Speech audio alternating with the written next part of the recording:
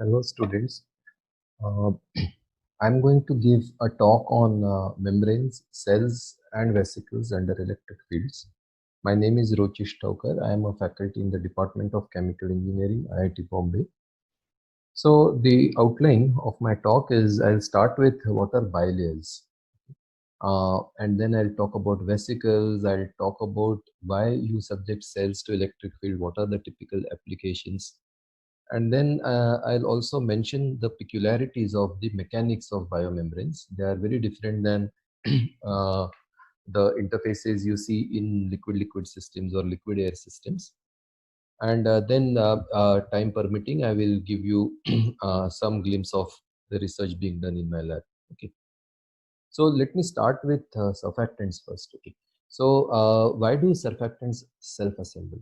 So let us first recall what surfactants are. So we know that surfactants are essentially molecules with a hydrophobic tail. This hydrophobic tail could be hydrocarbons or fluorocarbons. And this is typically the oil-loving part. Okay. And this oil-loving part or the hydrophobic part or the lipophilic part, okay, this is connected to a head group, and this head group is typically polar. Okay, so these are the typical polar groups you could have as the head group. So what it does is it makes these surfactant molecules amphiphilic, okay, which means that they have a part of their molecule which likes to be in oil. There is a part of the molecule which likes to be in water. And what that does is it makes them go to the interface, okay, and then they remain at the interface. Now, the idea is that if I add few surfactant molecules, they would go to the interface. But if I keep adding more and more surfactant molecules, then they would rather go into the bulk. Okay. So, what are the interactions now which cause these different characteristics of surfactants? Okay. So the first point is that, as you would appreciate, that the hydrophobic part is oil-loving part. The hydrophobic part is hated by water, okay, and it's hated by water purely because of hydrogen bonding of water. So we know that water is strongly hydrogen bonded, and now if you put a hydrocarbon tail in water, then it severely distorts the hydrogen bonding, and so water would want to just throw away this hydrophobic part from it. That is the whole reason why oil and water phase separate. Okay. So so now what you then see is that this tail therefore would like to be in the oil phase. Okay. So let us try to get into why water hates the hydrophobic part. So as I've mentioned here, the coordination number. So if there is a water molecule, it has around 4 water molecules around it with which it hydrogen bonds. But now if you put a tail, then the water molecules, their coordination number reduces from 4 to 3.4. And so the origin of hydrogen bonding is really entropic in nature. That is something which people don't appreciate, but it's really the ability of one water molecule to form hydrogen bonds with 4 different neighbors, and these 4 different neighbors then gives it entropy. So that is severely hampered in the case of if you put a hydrocarbon tail in water, and therefore water always tries to expel out the hydrocarbon tails. And now because of this, so it's really because of this that the hydrocarbon tails would now like to come together so that they minimize the contact with water. And this is really the origin of hydrophobic attraction. So when we say that there is a hydrophobic attraction between two tails, it's actually driven by the hydrogen bonding in the water. Okay.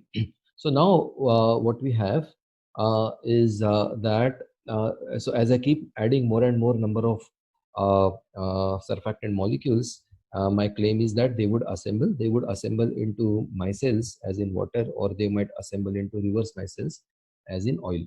So let me quickly go through the mechanism of formation of micelles. Okay.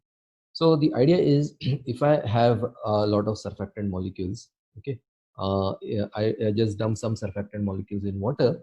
All the surfactant molecules would like to be away from each other. And why do they like to be away from each other? That is because it increases their entropy significantly.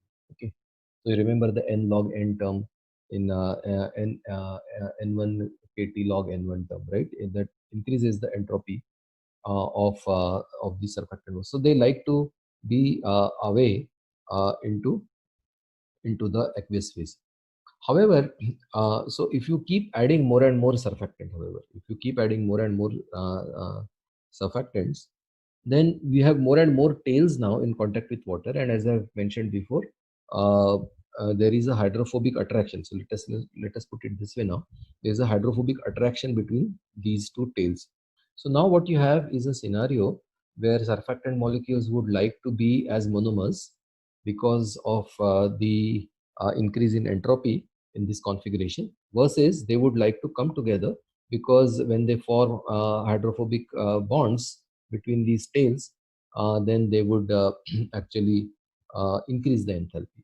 Okay, so there is this competition now of increasing the enthalpy by forming interactions, by forming aggregates, whereas the entropy is decreased.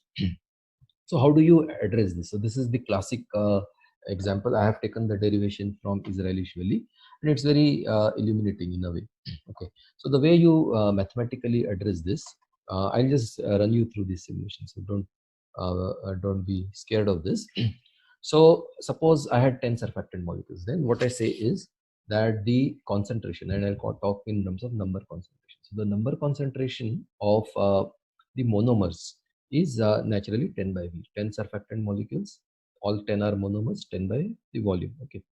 Now imagine that imagine that uh, so 6 of them formed an aggregate of 2. Okay, so 2 surfactant molecules come together to form an aggregate.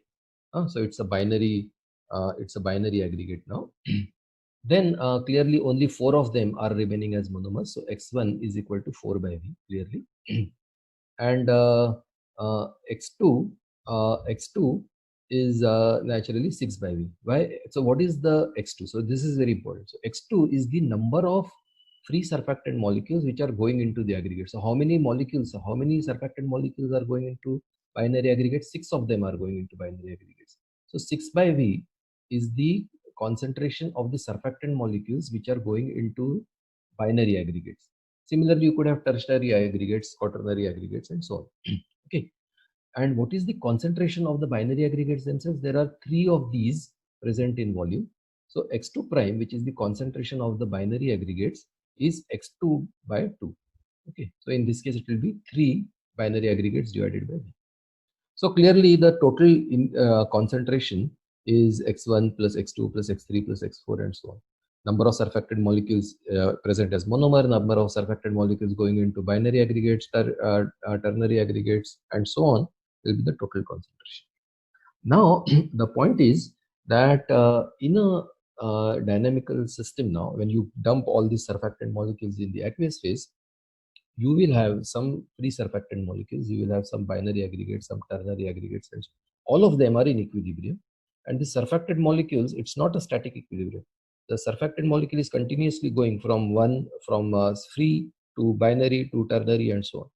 So the free energy of each of these surfactant molecules, whether it is free or whether that surfactant molecule is present in binary aggregate or ternary aggregate and so on, each of this free energy has to be the same.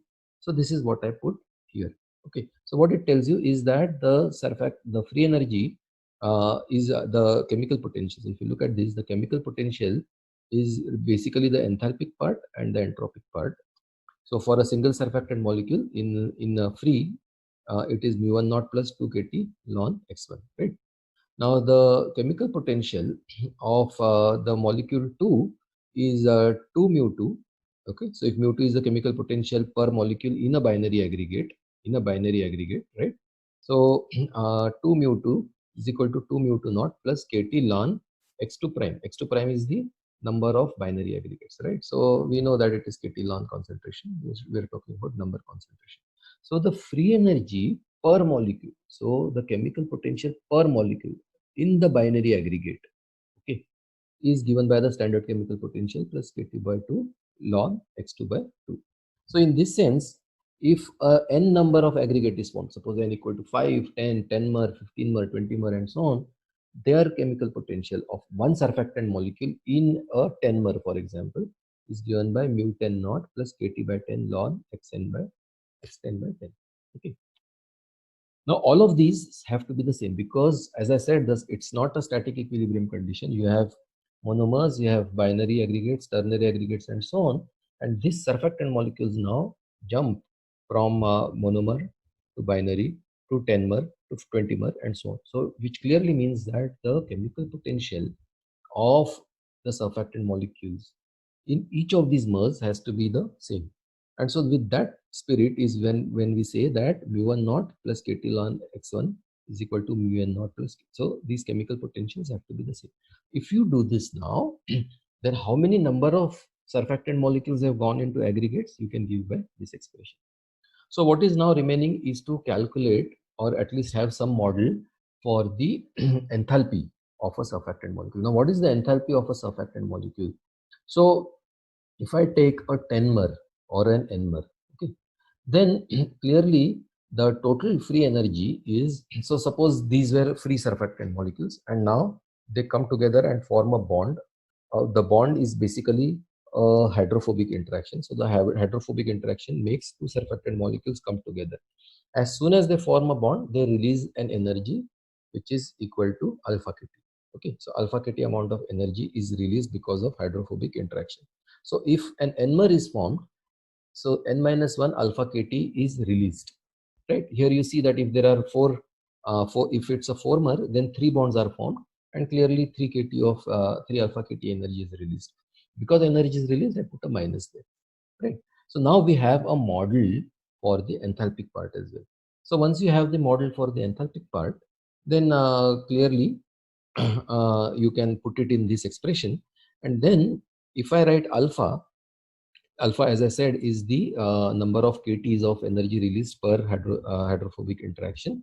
Then you can show that the number of n-mers, okay, the number of surfactant molecules going into n-mers is given by this expression. Okay. So now we can play with this. So now what it tells you is that if I have very low surfactant concentration, if x1 is less than e raised to alpha. So now remember, e raised to alpha is a constant term.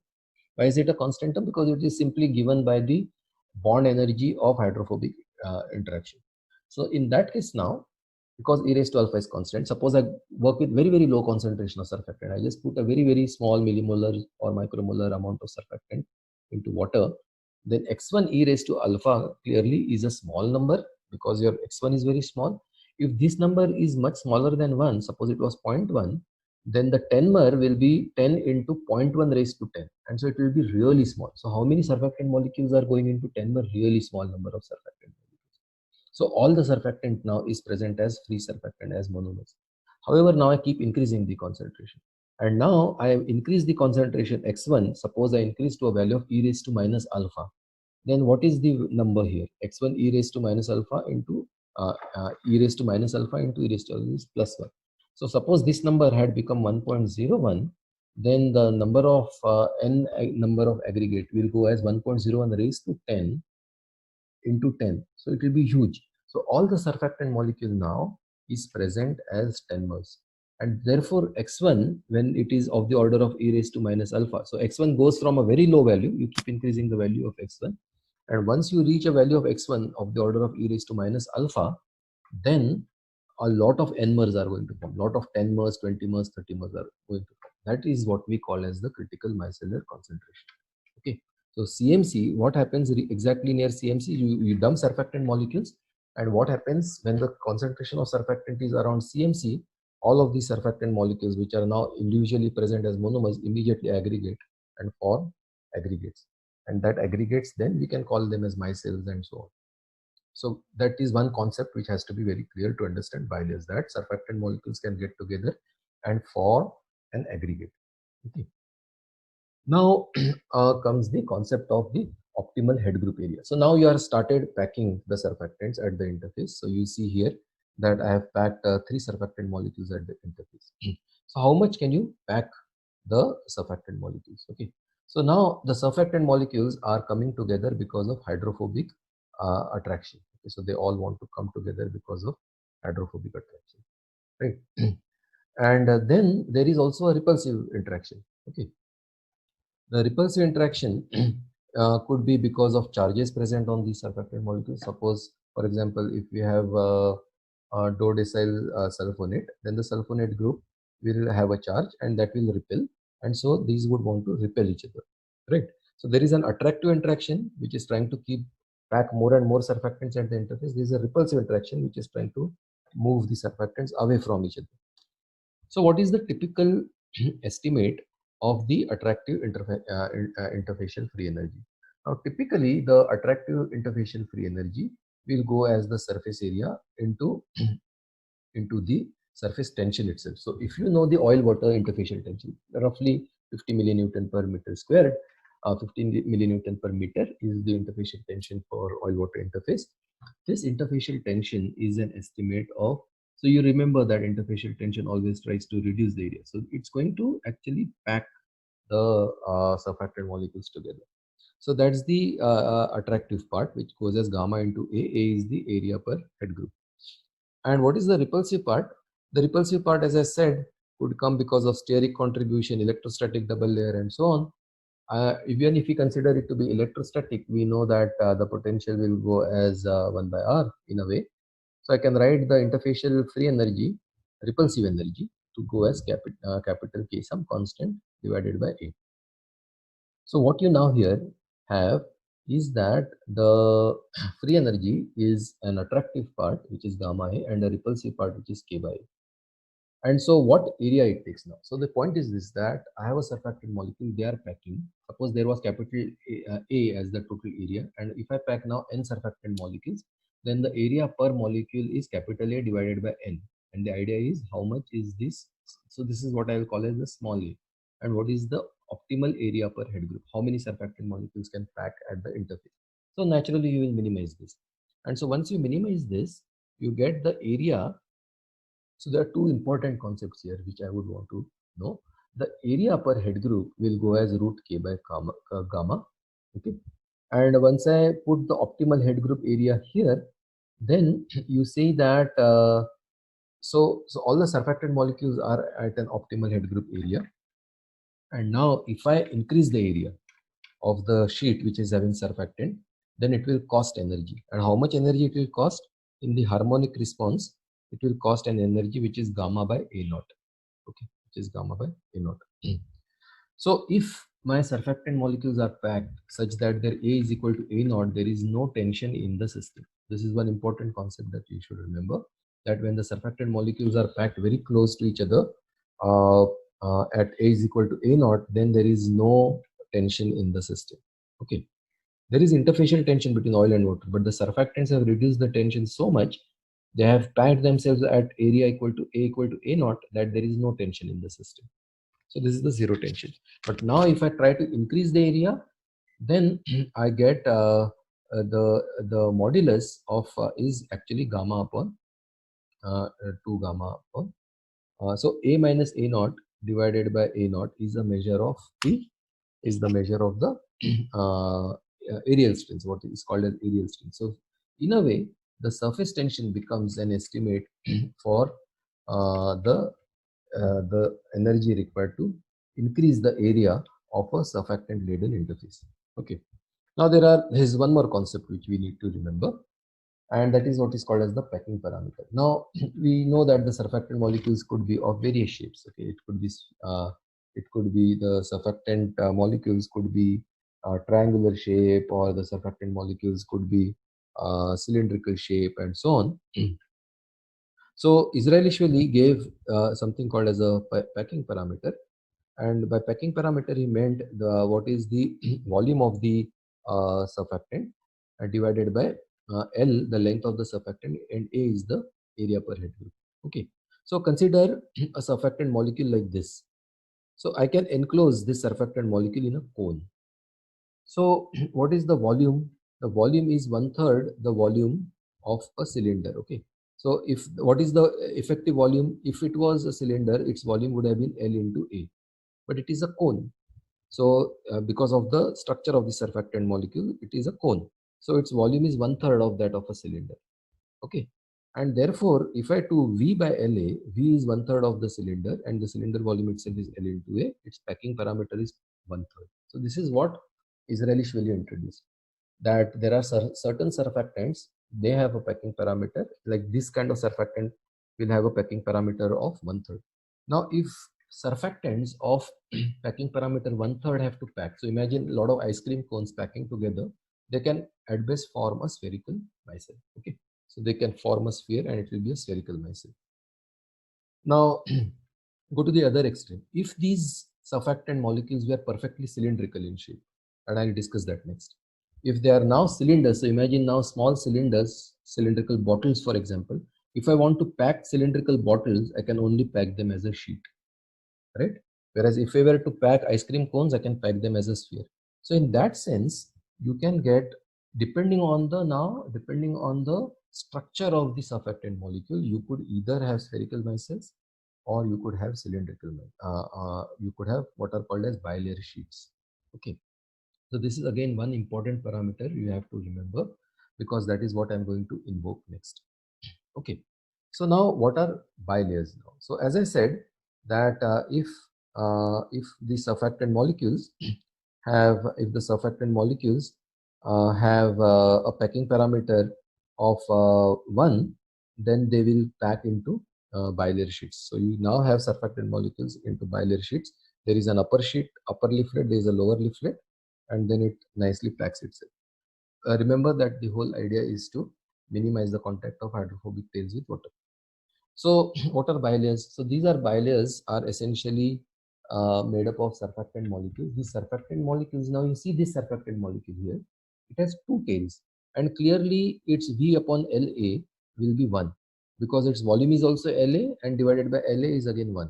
So its packing parameter is 1. Okay. So what kind of surfactants will have packing parameter 1? Surfactants with two-tailed surfactants will form a will give you a packing parameter of 1, and therefore they will form bilayers. So this is very important. Okay, they are two-chain surfactants. Now, because they have two tails, okay, their hydrophobicity is enormous. Okay, and therefore their CMC is very, very small. Okay, the CMC is very small because the alpha is very large, right? So because the alpha is very large, the e raised to minus alpha is very small, and therefore very small amount of surfactant you put, immediately it forms bilayers, really small. Okay, for example, if there were triangular surfactants packing parameter 1/3 which form spherical micelles, typical CMC will be 10 power minus 2 to 10 power minus 5 molar, fairly high concentration of surfactant. But look at bilayer forming surfactants like lipid molecules, the concentration is really low. Very small amount of surfactant you put, all of them immediately form a bilayer. Okay, and now, as I said, again, a few more important things I would want to say. I said that there are surfactant molecules. When I say that there is, so let me just go back to this slide. So it's actually happening like this. There is a spherical micelle, and there could be one surfactant molecule, there would be surfactant molecules in the bulk, and they are continuously exchanging with each other. So this surfactant molecule in the bulk will go and get into the micelle, the surfactant molecule in the micelle will come out into the bulk. Now this lifetime in the case of micelles, because they are weakly hydrophobic, is of the order of 10 power minus 4 seconds. So when they come into water, they don't lose too much energy. When they get into the micelle, they don't lose too much entropy. So these surfactant molecules in simple spherical micelles are continuously going in and out of the micelle at the order of 10 power minus 4 seconds. So remember, in 1 second, 10 power 4 times the surfactant would have gone inside the spherical micelles and outside. So they are extremely dynamical structures. What the spherical micelles? Now, what about our lipid molecules? And I'll tell you what lipid molecules are. But two-tailed surfactant. What about two-tailed surfactant? Their this time is huge for one surfactant molecule in the bilayer. So if I want one surfactant molecule of this bilayer to come out of the bilayer and get into bulk water, it will take a huge amount of time, of the order of 10 power 4 seconds. So these bilayers are therefore extremely stable. If you are putting lipid molecules, if they are forming sheets, the sheets will remain like this forever. and there will hardly be any exchange of these molecules with the bulk. So that is one important thing. Then uh, what is the uh, exchange of these molecules? Okay, so now what is called as the flip-flop of molecules. Okay, so imagine now if this surfactant molecule is from the lower leaflet, so this is called as a leaflet of surfactant, this is another leaflet of surfactant. So bilayer is always formed of two leaflets, okay, such that the hydrophilic parts are on the aqueous side.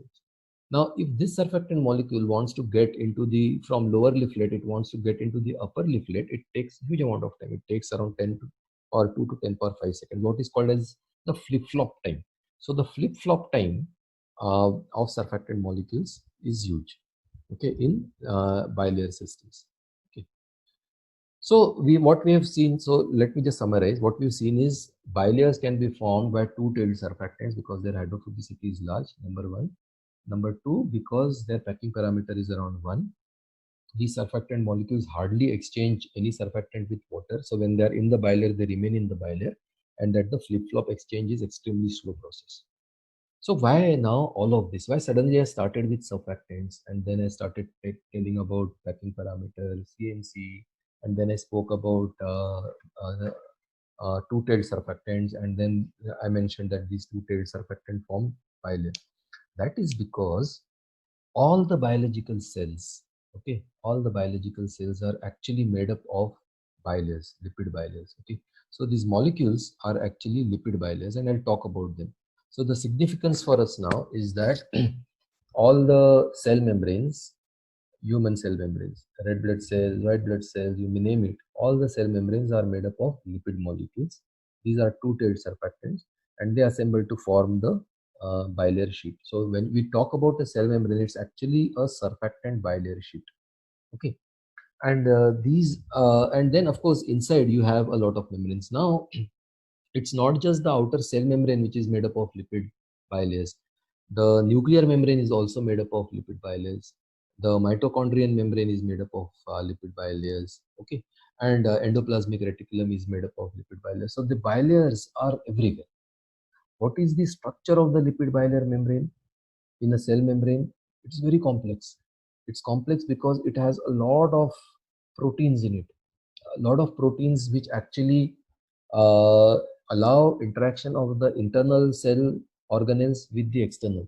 Okay, so the reason why the way a cell interacts with the environment outside is through the membrane proteins. So there are these membrane proteins which take up signal from the outside and pass it on the inside. So there will be membrane proteins on this membrane. They will take up signals from outside, then they'll pass it on to inside, and then this whole cell machinery works. That is one important application. The other application is simply steric in the sense that they will control, very properly regulate the movement of species inside and outside, permeation of water, movement of species, everything is controlled by the cell membrane. And why, how is it done? So I'll come to that next. Okay, so that is the cell membrane. The other thing of interest is what we call as the liposomes or vesicles, and these liposomes or vesicles are artificial cell membranes. You can actually make these spherical these spheres in a lab. Okay, so in a laboratory you can actually make a dummy cell with nothing inside, no cell organelles inside. It is simply a bilayer membrane wall which has water inside and water outside, and they are beautiful structures. And the reason why they have become popular is something I will discuss next. So so the idea here is, as I talked about, so let me just quickly give you more details about the lipid bilayers. As I said, lipid bilayers are two-tailed surfactant molecules. So you see here two-tailed surfactant molecules. This is the structure of each of these surfactant molecules. So it's basically a glycerol molecule. To a glycerol molecule, you connect two fatty acids.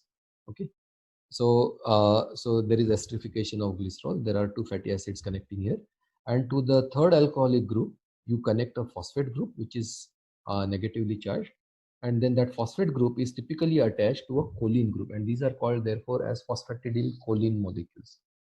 This carbon chain could be anywhere from 14, 16, 18. Okay, these are typical number of carbon chains. these two fatty acids could be different. But here you see a saturated fatty acid, here you see an unsaturated fatty acid with it. All of these have significant importance in the functioning of a cell membrane. Okay. So now imagine that such a such a bilayer sheet has formed. Now what happens is that this bilayer sheet has all these tails. You see all these tails are now exposed to water.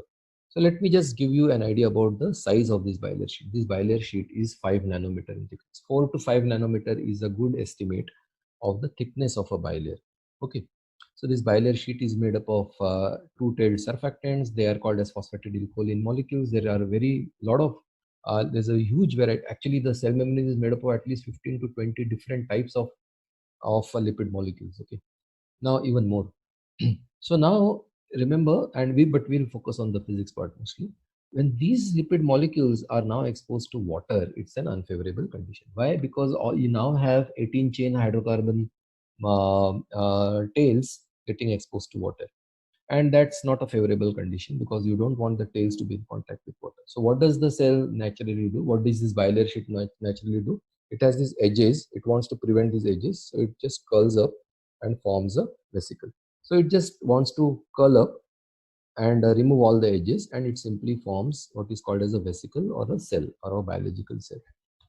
Typical dimension of this cell is around 10 micrometers. Okay, so remember, now you have a 10 micrometer cell which is covered by a 5 nanometer, which is covered with a 5 nanometer bilayer sheet. Now, these bilayer sheets are extremely soft and flexible. Okay, they're extremely soft and flexible. And what is the important? So, as I said, the biological cells themselves are made up of bilayer sheets.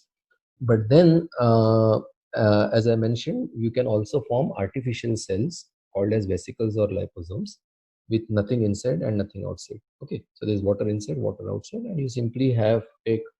There are several methods in my lab. We make it using electroformation method, gentle hydration method. We simply take a bilayer sheet, and the bilayer sheet will fold by itself and form 10 to 20 micron sized vesicles. Now these are, when the vesicles are made up of lipid molecules, they are called as liposomes. So these liposomes are now very promising candidate for drug delivery. They are very promising drug delivery agents, especially for anti-cancer drugs. Doxorubicin, for example, is delivered through liposomes. So these liposomes are attractive drug delivery agents because now they have a hydrophobic bilayer and they have a hydrophilic core. This hydrophobic bilayer can accommodate hydrophobic drugs. The hydrophilic core can accommodate hydrophilic drugs. So in that sense, they are uh, extremely important. Now, there are several properties of these biological cells or liposomes. One of these important properties is that they have high reduced volume. Okay, so let me just I'll tell about what is reduced volume, but they are very soft. Okay, so this bilayer sheet, these surfactant molecules are extremely soft. Okay, they have a bending energy, and I will be talking about the bending energy later on. Why are they soft? These bilayer sheets are essentially zero interface, zero tension sheets. There is no tension in this sheet. So you just imagine a loose sheet of paper. If I show you this loose sheet of, it has no tension in this, right? So it has no tension because the surfactant molecules are present at A naught. As I had mentioned before, when the lipid bilayers have packed, they have packed such that A is equal to A naught. If A is equal to A naught, we saw that the tension is zero. So these are tensionless sheets, and that is why they are extremely soft. Now, the other important point you have to necessarily remember is that these sheets, so remember that I had mentioned that the bilayer sheets are made up of lipid molecules. These lipid molecules cannot go into water. Okay, their exchange time is extremely high. So actually now, if you look at this lipid bilayer sheet now, this sheet conserves its area because if no surfactant molecule can go out and all the surfactant molecules are at around A naught. So now this sheet is clearly restricted to conserve its area. So all the bilayer sheets actually conserve their area. Now imagine a liposome which is made up of this bilayer sheet, or a spherical cell which is made up of such a bilayer sheet. If I want to increase the, okay, and now suppose it has formed a sphere. Okay, it has formed so imagine a sphere. There is water inside, there is water outside, there is a spherical droplet. The droplet is now covered with a bilayer sheet. Now can you deform this droplet? You cannot deform this droplet because the volume of the water inside is conserved and the area of the sheet is also conserved. See what happens if for liquid droplets, suppose you have a water droplet and it is present in oil. So you drop a water droplet in oil. If you deform this droplet, okay, its interfacial area increases. Its volume is conserved, but the interfacial area increases, and that's allowed. There is a cost to it. There is a cost of gamma into A. Gamma is the interfacial tension, A is the area. But if I take a droplet, spherical droplet, and if I squeeze it, I can actually stretch it really long. So in all of this process of stretching a droplet long, its volume has conserved, but its area has increased. Can you do that with a spherical liposome or a spherical cell? No. Why? Because if you now want to stretch it, you are necessarily going to increase its volume. Now we know that a sphere for a given volume has the minimum area. So if I want to you deform this, its area naturally has to increase. If I want to take the shape away from a sphere for the same volume, its area has to increase. But I know that a bilayer cannot increase its area. So therefore, it is only for this reason that all the biological cells are not spherical. RBCs, you take red blood cells, its volume is much less than the volume it would have had if it was a sphere. This is the concept of reduced volume. So imagine that you take a spherical cell. So you take this spherical cell, this cell or this vesicle, and you take some syringe and you simply suck out water out of it. If you suck out water out of it, what happens? It can take shapes like this, right? It can take shapes like this, and by it can take a non-spherical shape, and a non-spherical shape can now for the same volume, the area is more than the area a sphere would have had, or the volume of this object now is less than the volume of a sphere with the same area. This is what is called as the reduced volume. Okay, so all the biological cells have significant reduced volume, and because of this reduced volume, so as I said, we could never deform a sphere, but we can deform an object which is like a discoid. So this is why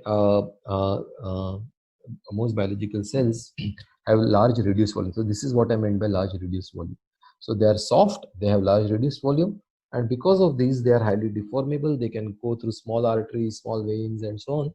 So you must have seen these videos where vesicles or biological cells can actually enter into arteries and veins of size much smaller than their actual size. So this is what the idea is. Okay, so we've kind of done some research. We've looked at what are called as cylindrical vesicles. Okay, so this is another interesting concept. A cylindrical vesicle, can you ever realize a cylindrical liquid thread? No, it immediately breaks into droplets by Rayleigh-Plateau instability. But a liposome, we can make a cylindrical liposome or a cylindrical vesicle. Why? Because it is made up of lipid bilayers. Lipid bilayers have zero tension.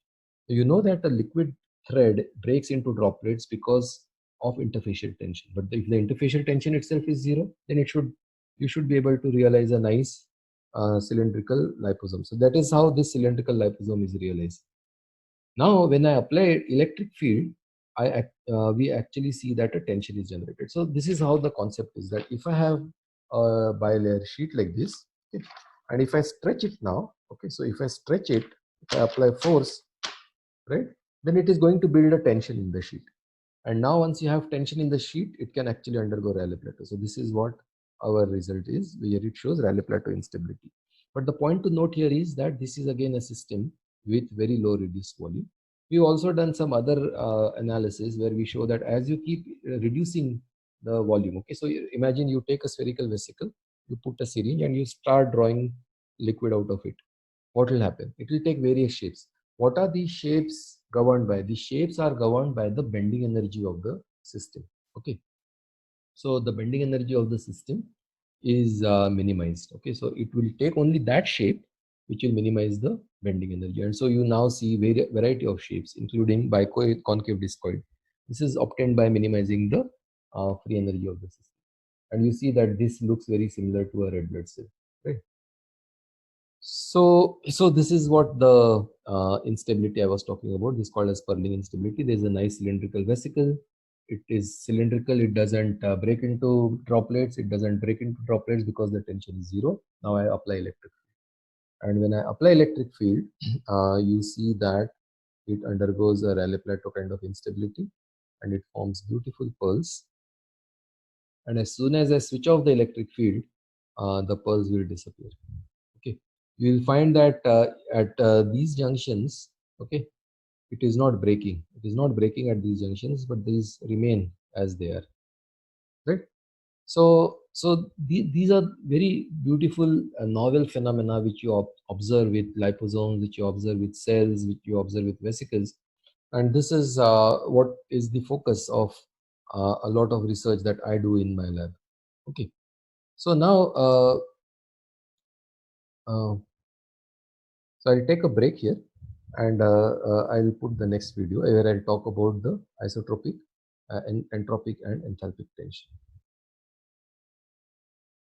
So now let us look at the mechanical properties of bilayers. Okay, so let me start with the simplest system. So suppose you have a water droplet and you place it in oil. Okay, then you know that the interface of water and oil is acted upon by an interfacial tension, like very similar to surface tension that we are aware of in liquid air systems. So what interfacial tension does in a water in oil droplet is basically make this droplet spherical, right? Why? Because we know that for a given volume, the sphere has the minimum area. We know that surface tension means area, energy per unit area. So if a volume wants to minimize its surface area, then it has to have minimum surface area, surface energy, then it has to minimize its surface area, and therefore a sphere will therefore a droplet will become a sphere.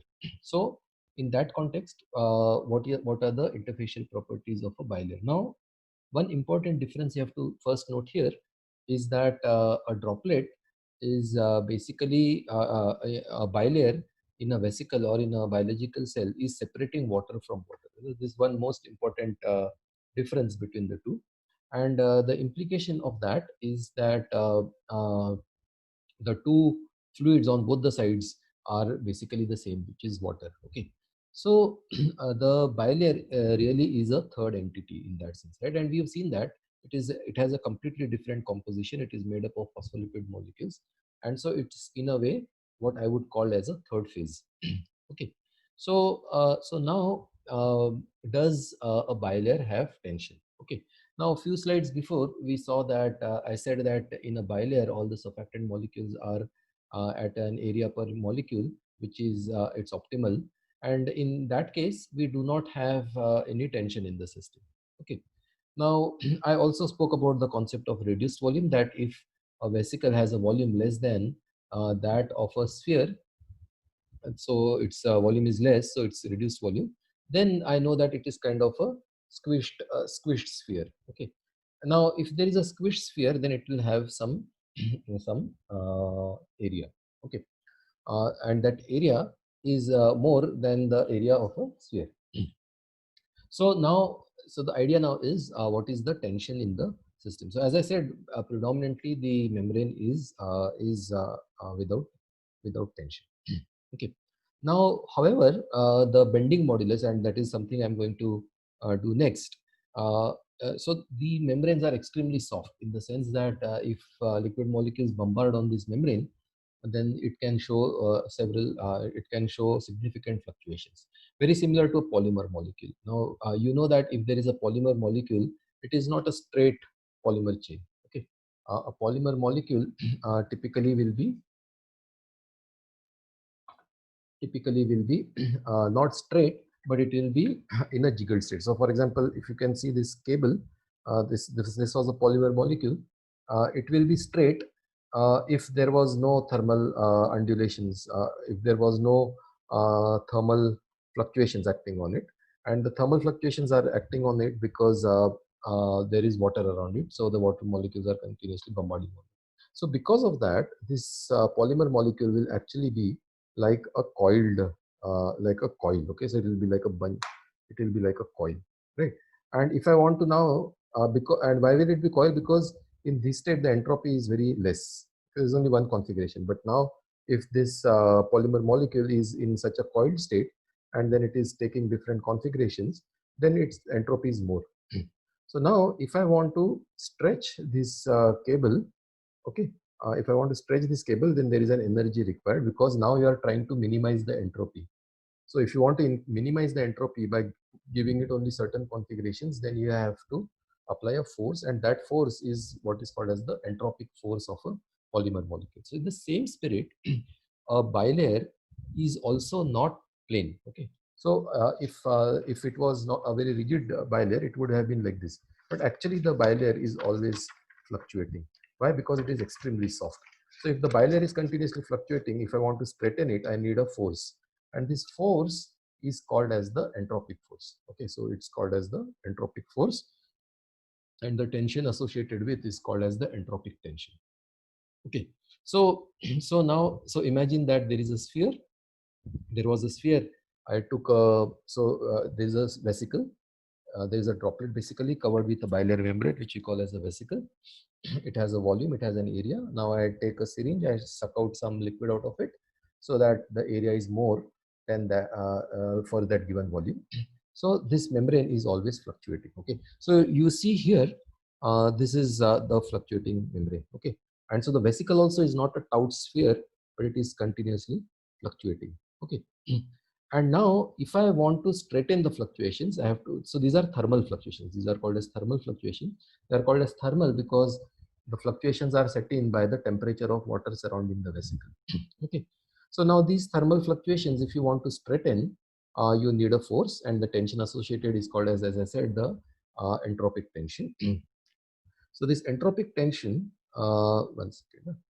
So the entropic tension is given by this expression. Okay. So it's given by this expression. And the experiment is best done in what is called as a micropipette.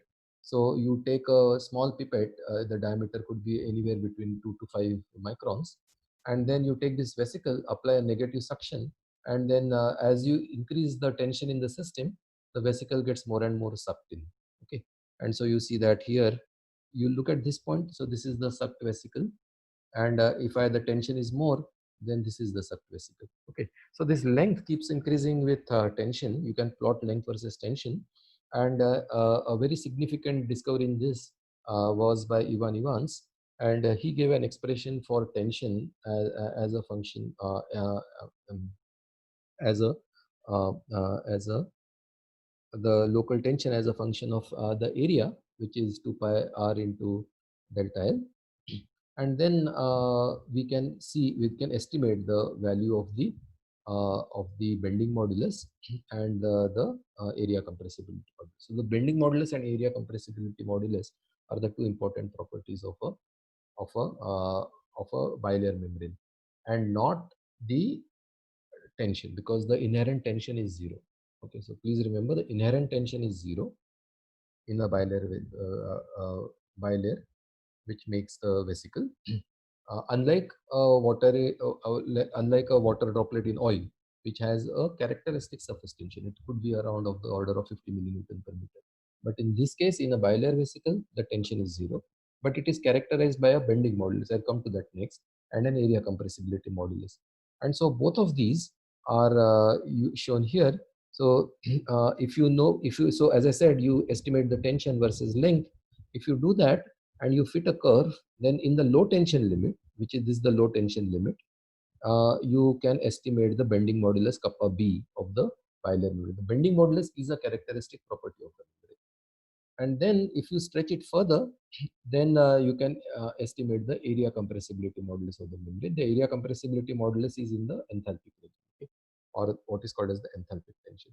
So just let me just quickly show you some videos, two videos at least, and which will tell you what I mean by a fluctuating membrane. So you see now, if this is the bilayer membrane, these are molecular simulations from my group, and you will see that this is a patch of membrane. It will be around maybe around 50 nanometer by 50 nanometer patch of membrane. I have also shown a nanoparticle there. And what I want you to look at is that this patch of membrane is not perfectly flat, but it is actually fluctuating. Okay. And so these fluctuations is what I would want you to notice. Okay. So you see this, you see that this membrane is not flat at all. It is continuously fluctuating. Okay. And so now if you want to stop the fluctuation, then it will generate a tension, which is called as the entropic tension. And that will depend upon the bending modulus of the membrane. Okay. So this is from molecular simulations, but do you see it in experiments? So this is a vesicle, and you now see that even the vesicle shows undulations. You see these undulations, right? And so this is what makes bilayer membranes fairly complicated to analyze, because they do not have their own intrinsic tension. They are characterized by a bending modulus and the area compressibility modulus. The inherent tension is zero. And the main problem in bilayer physics is to estimate properly, accurately, the bending modulus, the area compressibility modulus of these bilayer membranes. Okay. So, so let me now tell you a bit about this. So when we analyze vesicles in the problems I look at, we do it in spherical geometry. So these are basically quasi-spherical vesicles. And so as I said, the tension can be entropic tension or it could be enthalpic tension. So let me just tell you this concept again, that as I mentioned, that if this is the bilayer sheet, and then as I mentioned that this is bilayer sheet will be undulating, so I keep on applying tension and all these undulations go, right? So this is the entropic thing. So there's undulations here, and as I stretch the membrane, the undulations go. But after the undulations are gone, if I further try to stretch the membrane, then that is what is called as the enthalpic regime. Okay. So the two regimes are different, and so one has to now carefully look at whether you are in the enthalpic regime or the entropic regime. So that is the first property of the membrane, which is either entropic or enthalpic.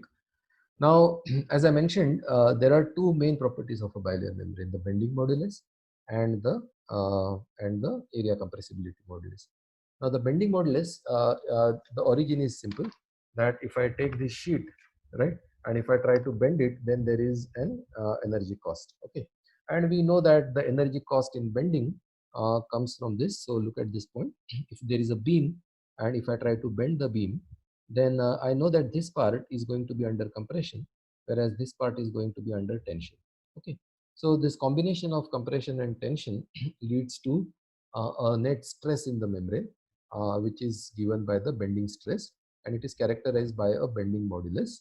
It has units of energy, and it is typically 15 to 20 kTs. K is the Boltzmann's constant. Okay. So that is the order of bending stress. Okay, so any vesicle, if you are trying to bend, it's going to cost you energy.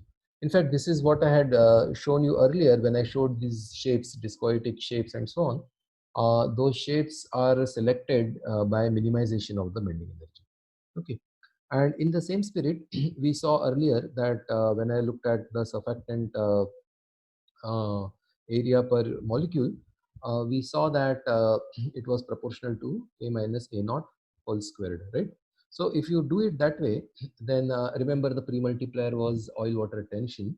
If you do this for a bilayer surfactant bilayer membrane, you get 4 times tension here, and the 4 times tension with tension around 50 millinewton per meter, you get the area compressibility modulus as 200 millinewtons per meter, more or less. Okay, which means that in the enthalpic regime, if I take a bilayer sheet and try to increase its area, then if I increase the areal strain is suppose 1 unit, then the tension generated is 200 millinewton per meter. Okay. So these are the characteristics. Now there is another characteristic which one has to look for when you are solving problems in vesicles and bilayers is a non-uniform tension. Okay, so the idea here is that you take a vesicle and you subject it to different forces. You can subject it to shear force or electric force, which I'll talk about next. And there you will find that it has to locally conserve the area. As I said, a bilayer cannot stretch. So if it has to locally conserve an area, it generates a tension. And this tension now can be different at different positions of the vesicle. For example, tension here can be, the tension here can be different at different locations depending upon the local force. And that is, that comes from the local conservation of lipids. And that is the non-uniform tension in the vesicle. Okay. So this brings to a few examples which I would want to take in my research. So in my lab, normally I look at all the different types of spherical globules. I look at droplets, I look at capsules, I look at vesicles, I look at cells. And the difference between the two, I would like to point out to you in terms of the interfacial property. A droplet, as I said, is characterized by its interfacial tension. The capsule is characterized by elasticity. So now elastic sheets are encountered in biological systems. For example, in red blood cells, the so I have a picture here. You see, this is a red blood cell wall, and just below the red blood cell wall is made up of lipid bilayer membrane, but below it is a network of spectrin. Okay, so this is like your badminton net, and it's basically made up of spectrin molecules, which are protein molecules, and this gives rise to an elastic stress in the system. Okay, so if you stretch it, then it will generate a elastic stress. So that is what capsules are. Now capsules have a shear stress, shear elasticity in them. So if you try to shear a membrane, then it builds a stress. Bilayer membranes, on the other hand, do not resist shear stress. Bilayer membranes are typically in what is called as the fluid state. So imagine that all these lipid molecules, if you try to put a shear on them, they'll simply flow. They do not have any elastic resistance to shear. Okay, imagine it's just like a 2D sheet, 2D fluid sheet, which, and we know that if you shear a fluid, it simply flows. It doesn't resist deformation by elastic stress. So bilayer membranes in that sense are fluid membranes. They do not resist elastic stresses. They do not resist shear stresses. Whereas a red blood cell is a combination of a bilayer membrane and elasticity, shear elasticity. Okay. So in my group, what I normally do is apply electric fields to understand the response of these spherical globules like droplets, um, capsules, vesicles, and so on. Now, why do we want to apply electric field? The advantage of applying an electric field is that it is non-invasive. Okay, so this is non-invasive in the sense that I simply have electrodes. I put my object in between, switch on the electric field, and the object feels the electric field. It is axisymmetric often. So what do you mean by axisymmetry? So axisymmetry means that along the z-axis, if an object is symmetric, then we will call it as an axisymmetric object. For example, if I take this bottle, okay, it's an axisymmetric object. So along the z-axis, there is an axis of symmetry in the system, right? So these are axisymmetric. So if I apply electric field in this direction, then the deformation will be axisymmetric. So I don't have to worry about the phi variation in the system, and that is quite an advantage because the geometries resulting are very simple to analyze. Then they are often reversible. So you apply electric field, you see a response, you switch off the electric field, and the response is lost. Okay, I showed you purling of cylindrical vesicles, and you saw there that as soon as I switched on the electric field, that cylindrical vesicle underwent Rayleigh-Plateau instability, and as soon as I switched off the electric field, you saw that it came back to its original. So they are often reversible. The response is also often reversible, and they are spatio-temporal in character. So that is, this is the most important advantage. You know that as soon as I say electric field, you will say, oh, is it a DC field or an AC field? So you are already talking about time-dependent field or time-independent field. Even if it is AC field, you will say, oh, is it sinusoidal field or a triangular uh, uh, uh, potential, or is it a ramp potential, or is it a square potential? So I can change the electric field in a temporal manner in that sense. I can also apply uniform fields. For example, I can put parallel electrodes and generate uniform electric field. but I can also generate non-uniform electric fields, right? So electric fields give you this advantage of applying uh, various spatiotemporal forms of deformation, forms of forcing. Okay. Now, what are the main applications? So why do we need to apply cells? Why do we need to subject cells, vesicles to electric field? So this is really motivated by applications. So for example, if you apply non-uniform electric field, then the biggest application is dielectrophoresis, and I'll talk about that a bit. If you look at AC fields, then you can apply AC fields to cause electrodeformation, and that is used for vesicle characterization. I talked about micropipette method for characterizing the vesicle, determining the electromechanical properties. One can actually apply AC fields and do the same.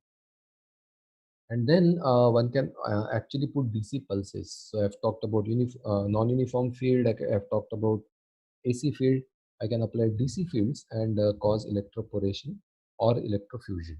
So, and these are really important applications. And as I go along, I will let you know what it actually means.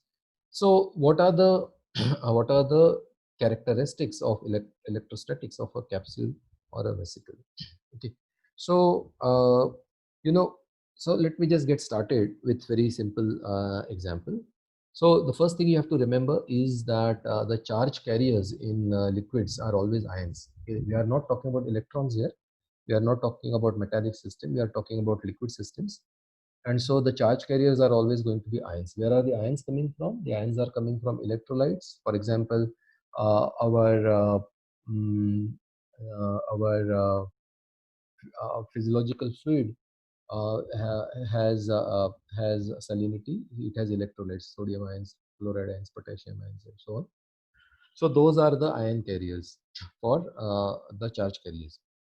Now imagine that if you had some charges, okay, so suppose I had some 6 positive charges at a certain location, then clearly these charges will generate an electric field and will try to move the charges away from each other. Okay, so you can write the uh, you can write this response that local charge density will decay as q naught e raised to minus t by t, and it will decay to 0 such that it becomes electroneutral again. So where have the ions gone? The ions have gone in the surrounding solution.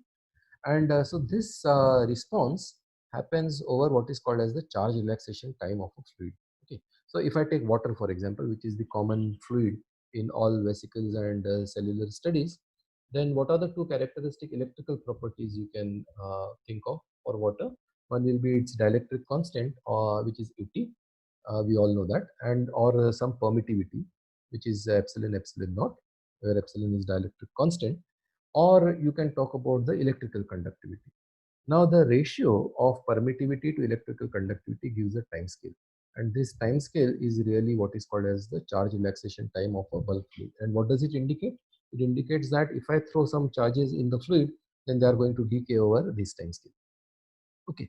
So now, fine. So now, if I have a liquid-liquid interface, okay. So suppose I had water and oil, or if I had water of one conductivity and water of another conductivity, or whatever, and if I apply an electric field, then I know that charges are going to be brought to the interface by the inner fluid and taken away by the outer fluid. So there is a current brought in by the inner fluid, which is sigma ENI, and the current taken out of the interface by the outer fluid, which is sigma ENE.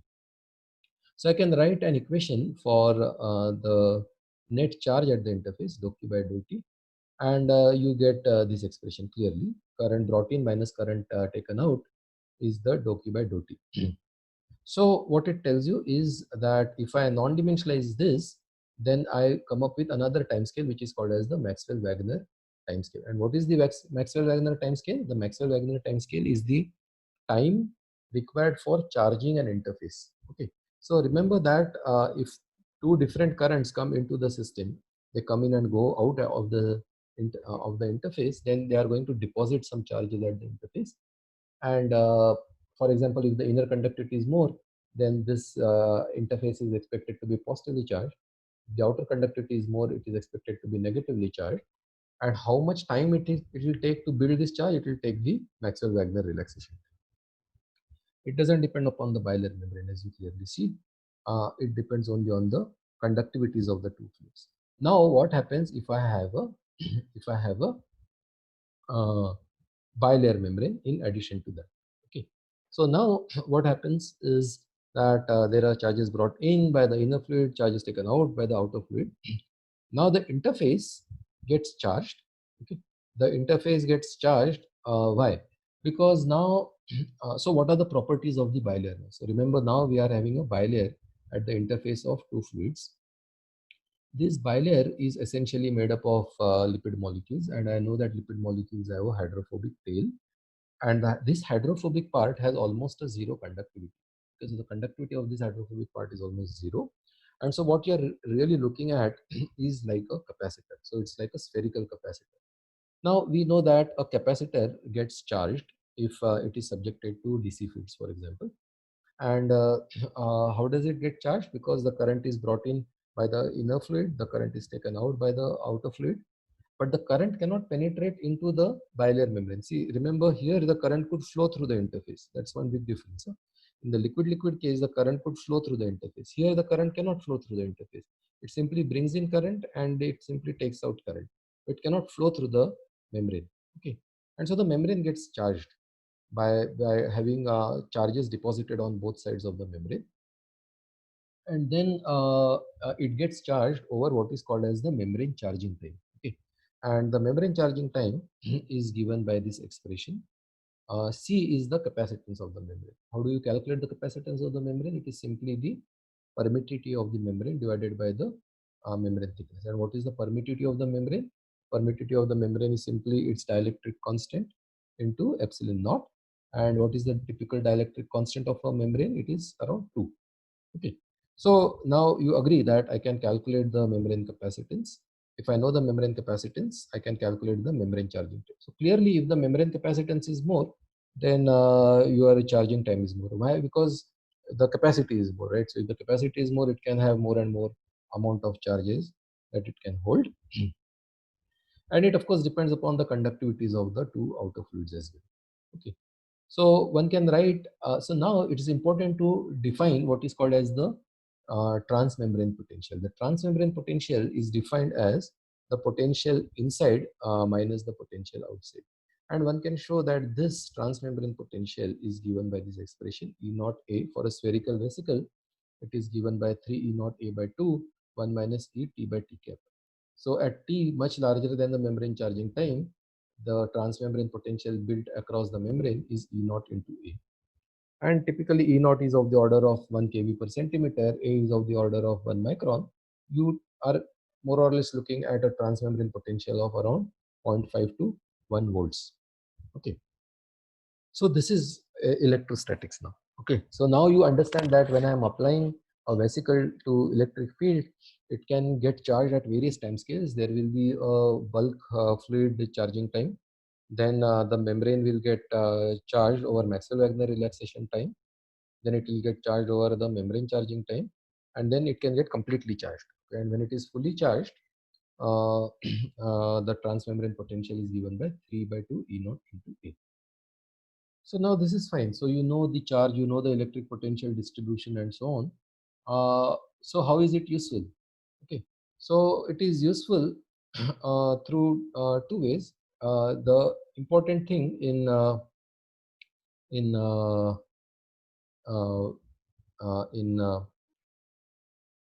membranes in the vesicles is the deformation, which is given by the Maxwell stress. I'll come to that point a little later. But what you see here is that if I have a membrane, a 10 micron vesicle in water, then the membrane, the Maxwell-Wagner relaxation time as well as the uh, bulk relaxation time. Okay, they could be of the order of 100 microseconds to uh, around maybe a millisecond or so. Okay, and that depends of course on the conductivities of the two fluids.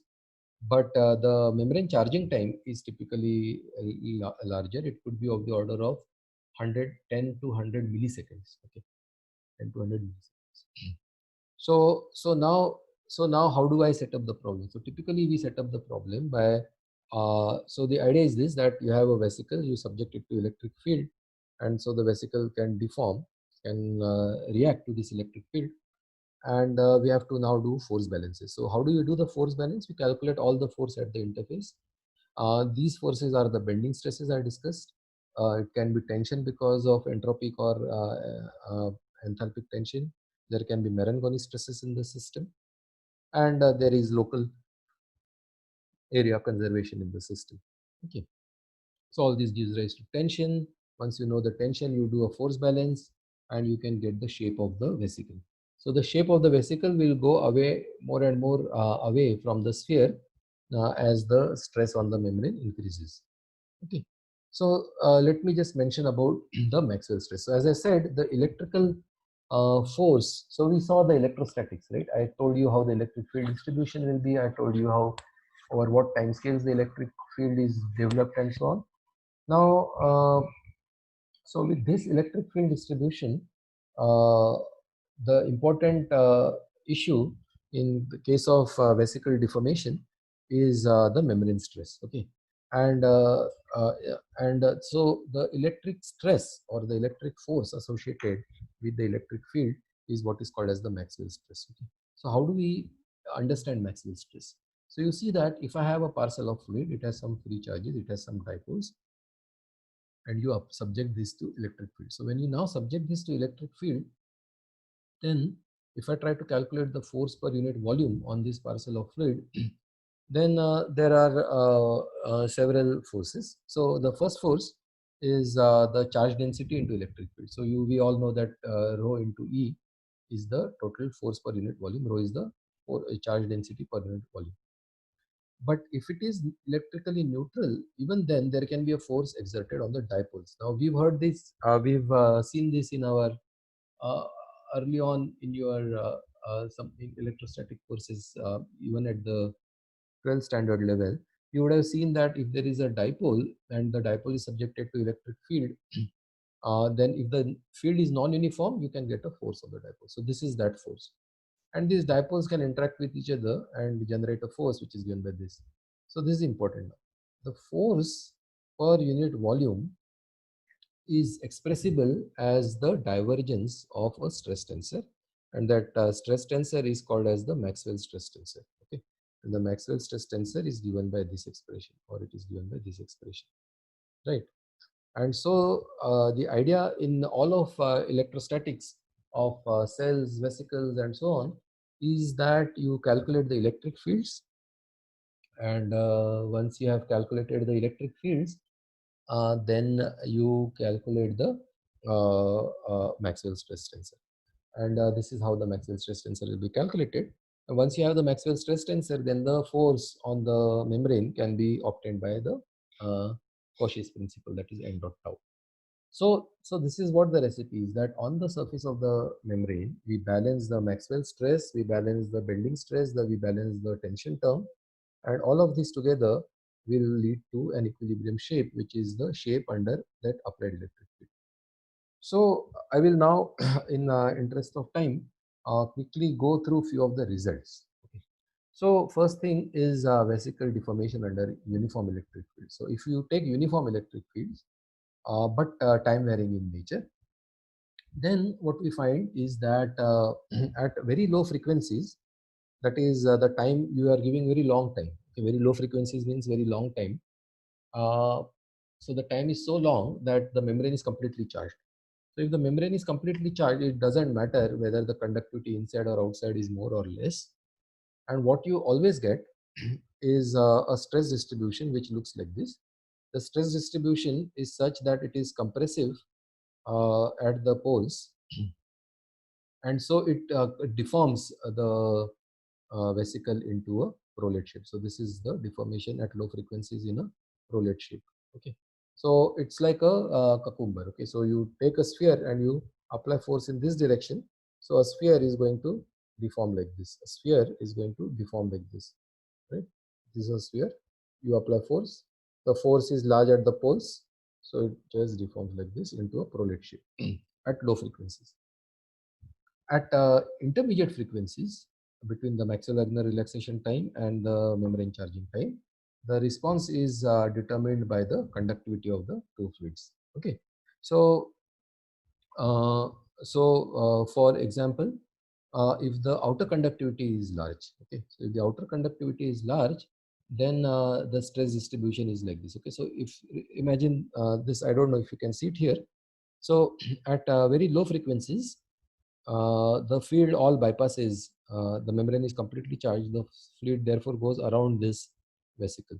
Okay, now if there is intermediate frequency, then if the inner fluid is more conducting, then the electric field lines go like this, and it charges it positively, it charges it negatively, and so it will deform into a prolate shape. Okay, but if the outer conductivity is more, then the electric field lines go like this. Okay, and in that case, the north pole is now charged negative, the south pole is charged positive. So this positively charged plate will push the vesicle, and the negatively charged plate will also push the vesicle. So now if you start with a sphere, it is pushed at the north pole and the south pole, and it becomes a okay, so it starts like this, and it just becomes like this, which is called as the oblate shape. So you see the oblate shapes here, right? So from this, now you can see that there is a transition from prolate to spheres. So at very high frequencies, of course, there is no dielectric constant contrast, there is no conductivity contrast, because the frequency is too high, it becomes a sphere. So if your inner conductivity is more, you have a prolate to sphere transition. If your inner conductivity is low, outer conductivity is more, then you have a prolate to oblate to a sphere transition. And from all these transition frequencies, one can then estimate the membrane capacitance, one can estimate the bending modulus of the membrane, and essentially use this whole system as a system to characterize the vesicles.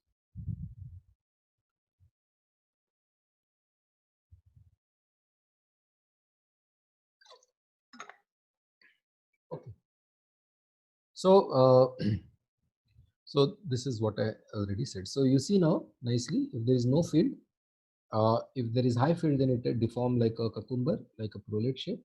And if it is intermediate frequency, then it can deform like a idli, or like an oblate shape. Okay.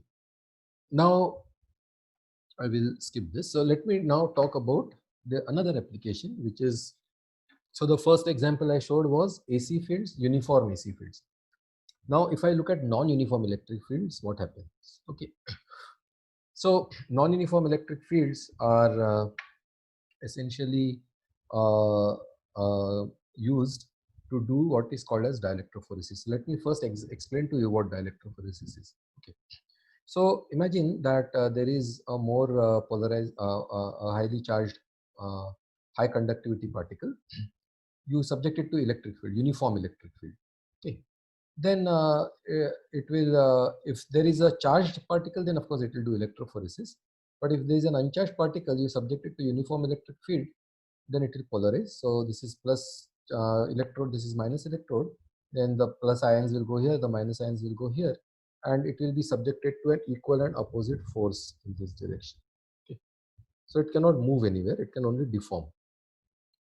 Now imagine that if I have uh, uh, uh, a more polarizable particle. Okay, this is non-uniform electric field. Now, under the action of electric field, it will polarize. Polarize essentially means separation of ions. So it will polarize such that this is more polarizable. So this is positive electrode, this will become positively charged, this will become negatively charged. But they have to be equal and opposite in charge, because the overall particle is electroneutral. Now look at the force acting on this. The charges are the same, but the electric field at this point is low, the electric field at this point is high. Why? Because the electric field lines are like this, because this electrode is smaller than this electrode. So because of this, there is a net force which is exerted on this particle in this direction, and so the particle moves towards direction of high electric field, this is called as positive dielectrophoresis. On the other hand, if you take a particle which is less polarizable, then under action of electric field, if this is positive electrode, the positive charges are developed here, the negative charges are developed.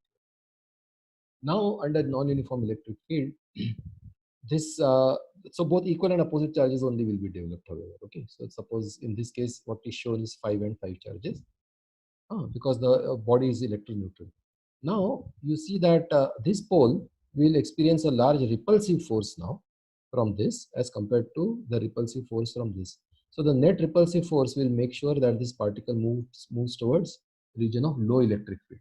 And so this is what is called as the negative dielectrophoresis. Now what happens in the case of a bilayer membrane is more complicated, because the bilayer membrane itself changes uh, uh, the whole dynamics of the system. Okay, so so uh, so now your response becomes frequency dependent. You can have positive dielectrophoresis in a certain frequency domain and negative dielectrophoresis in another frequency region. Okay, and so this is used for separating cells. So if I have certain cells, and at a certain frequency, if one of the cells is showing positive dielectrophoresis and another is showing negative dielectrophoresis, then I can essentially separate the cells. So this is what is shown here. We see here that this is a mixture of herpes simplex virus and tobacco mosaic virus. So two viruses, and the TMV is a rod-shaped virus. And you see that under non-uniform electric field, the TMV goes to region of high electric field, whereas the herpes virus goes to region of low electric field. And so essentially, you have done cell sorting by the use of dielectrophoresis, right? So we have actually looked at vesicle deformation. I showed you vesicle deformation prolate and oblate under uniform electric field. We conducted theory on vesicle deformation in non-uniform electric field. We had these experimental results from literature, and so when we conducted the theory, we actually found that our theory agrees well with experiments. But you now see that the shapes are not just simple prolate and oblate shapes, but you get a variety of shapes. You see here, you can get a large variety of shapes. And this large variety of shapes in vesicles are really possible because the electric field itself is fairly complicated. Okay, so this is one thing I wanted to say. Okay. Now, what happens if you apply a DC pulse? So instead of AC field, now you are applying a DC pulse DC field. Okay. Now the motivation for pulse DC field is electroporation, and I'll explain this to you properly, and will show my results depending upon the time we have. Okay. So what is electroporation? Now I spoke to you in the introduction that cell membranes are not permeable to ions because they have hydrophobic core, which is made up of hydrophobic tails. Ionic species cannot go through it. Suppose you want calcium ions or sodium ions to pass through the membrane, these carbon tails will prevent the movement of ions. So nature, what it does is it has these special ion channels, which now allow specifically ions to go through it. Okay. But the point is, now if you want to deliver, say, ionic drugs or charged drug molecules, then naturally the bilayer is going to stop the movement of these molecules, and there are no natural ion channels to selectively made for the drugs. So so what is done is that you try to punch holes in the membrane using strong electric fields. Okay. So so this is the cartoon shown here. You have a nice cell, you apply strong DC pulse.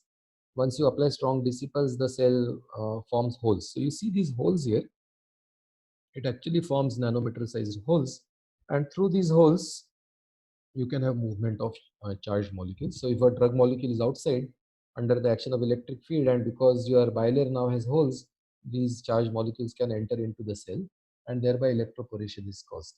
Okay, so electroporation is formation of pores in a bilayer, And electrotherapy, then electrochemotherapy, or is basically gene therapy. Also, is basically to transfer molecules, ionic molecules, from the bulk into the cell. Okay, and in this way, a lot of molecules have been transferred, genes have been transferred. It's called gene therapy. Drugs have been transferred, drug delivery. So this is what you do in what is called as reversible electroporation. Okay, in reversible electroporation, a pore is formed under the action of electric field. When you switch off the electric field, the pore closes. But if you apply very strong electric fields, then the pores need not close. Okay, and you can have permanent damage of the cell membrane. And this permanent damage of the cell membrane is used in tissue ablation. So if you have cancerous tissues, you can apply strong electric fields, cause permanent damage to the cell membrane, and do what is called as tissue ablation. On the other hand, if you apply reversible electroporation, that is small electric fields make pores, then there are two anti-cancer drugs, cisplatin and bleomycin, and these have been routinely administered in conjunction with electroporation. So the idea here is that we know that in cancer treatment, the dosage of the drug is very important because it causes big side effects. And so if you want to control the amount of drug you want to put in, if you do it in conjunction with electroporation, you can use smaller amount of drug and thereby cause smaller electric fields. So in cancer itself, there are two applications. One, low electric field, reversible electroporation to put in cisplatin, bleomycin, anti-cancer drugs inside the cell, or you put very strong electric fields, burn the tissue, uh, kill the tissue. That is called as the tissue ablation or irreversible electrochemotherapy. Okay, so we've done a lot of work on this, and I'll skip this in interest of time. What I just want to show you is experimental picture, and I may not go into theory of this. So we saw that in the case of AC fields, you saw that when I apply AC field, the vesicle at low frequency became prolet shaped. At intermediate frequencies, it could become oblate shaped if this is the direction of electric field. In the case of DC fields, however, you see that it no longer becomes a prolate spheroid or a oblate spheroid. It in fact becomes a cylinder. You see that under strong DC fields, there is a cylindrical vesicle which is formed. So these are vesicles. These are our experimental studies. So under strong DC fields, you see cylindrical vesicles, prolate cylindrical vesicles, prolate cylinders. Whereas if the outer salt concentration is more, you see oblate cylinders. Okay, so so they under DC fields you do not see spheroids, but instead you see square cylinders or prolate or oblate cylinders. And we gave a detailed theory which I won't like to get into details as of now. I just wanted to show you one more effect, so I'll skip these things. Okay, I'll skip these things. But instead talk about what happens to cells and vesicles under shear flow. So we saw the effect under